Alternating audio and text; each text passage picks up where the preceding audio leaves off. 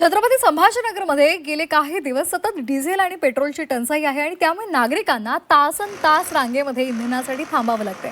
त्यामध्ये सातत्यानं इंधन दरवाढ होत असल्यामुळे जगावं तरी कसं असा प्रश्न तिथले नागरिक विचारतायत। याचा आढावा घेतला आमचे प्रतिनिधी विशाल करोळे यांनी। पाहूया।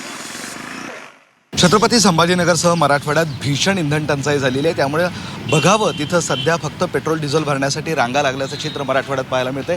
छत्रपती संभाजीनगरचं हे चित्र मी तुम्हाला दाखवतोय। खरं तर तुलनेनं आज ही गर्दी कमी आहे असं म्हणावं लागेल, कारण आज फक्त अर्ध्या तासात ते 30-40 मिनिटात इंधन तुम्हाला मिळू शकेल। मात्र एरवी रात्री उशिरापर्यंत मोठी रांग लागते आणि रात्रभर दिवसभर लोक इंधनासाठी येऊन उभं राहतात। असं काहीसं चित्र छत्रपती संभाजीनगरमध्ये पाहायला मिळते। काय लोक वाद वगैरे घालत असतील ना, पेट्रोल डिझेल मिळत नाही? वाद तर होतो, साहजिक आहे ना सर। पेट्रोल लोक परेशान असतात, वाद तो होणारच त्याच्यामध्ये। ठीक है, कई नागरिकांना ये इकडे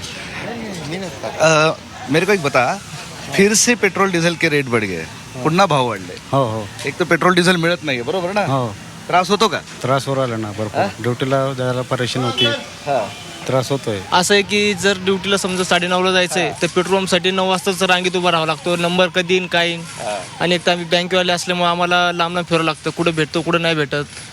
त्रास तर खूप होतो। व्हिडिओ जर्नलिस्ट मोहम्मद तौफिक सह मी विशाल करोळे, झी मीडिया, छत्रपती संभाजीनगर।